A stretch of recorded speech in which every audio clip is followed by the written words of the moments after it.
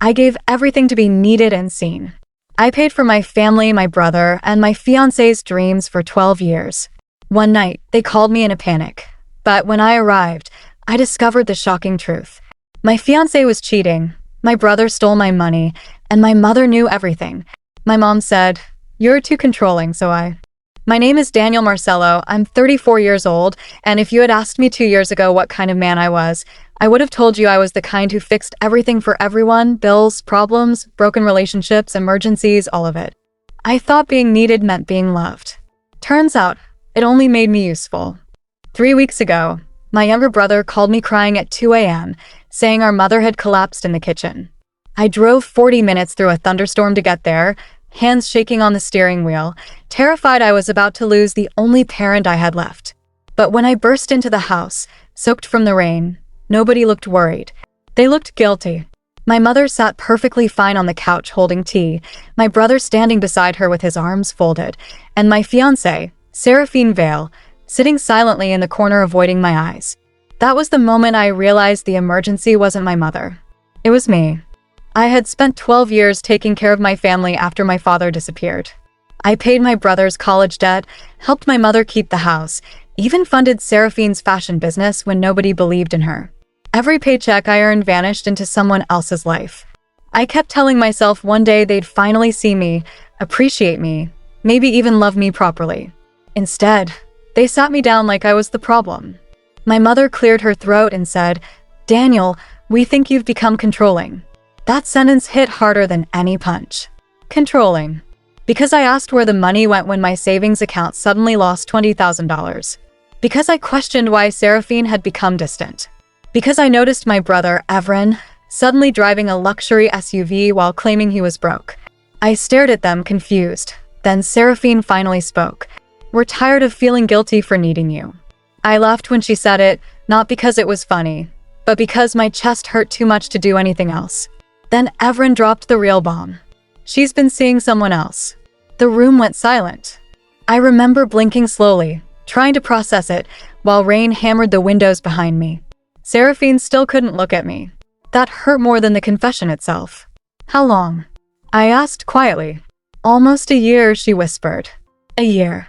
A whole year of kissing me goodbye in the morning, sleeping beside me at night, telling me she loved me while lying straight to my face. Then came the part that nearly destroyed me. The guy she was cheating with was my cousin, Dreven Mercer, the same man I helped get a job after his divorce. I felt something inside me crack. Not anger at first, just humiliation. Like I had spent years building a home only to discover everyone inside had been laughing at me behind closed doors. I left without saying another word. For the next week, nobody heard from me. My phone exploded with messages pretending to care, but I ignored every single one.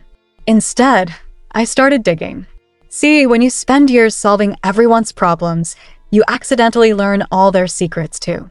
And my family had plenty. I discovered Evren had secretly taken loans using my name and social security information. Nearly $60,000. That explained the missing money. My mother knew about it too. She helped him forge documents because she believed I'd recover financially anyway. But Seraphine's betrayal was worse.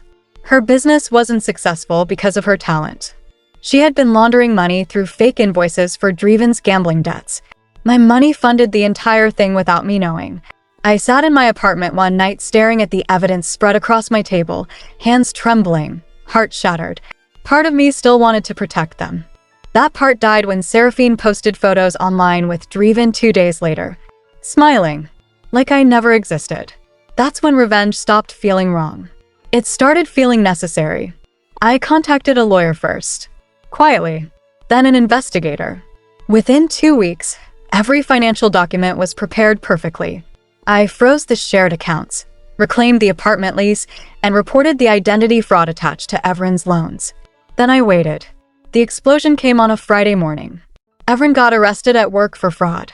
My mother's bank account became part of the investigation because she transferred stolen funds through her account.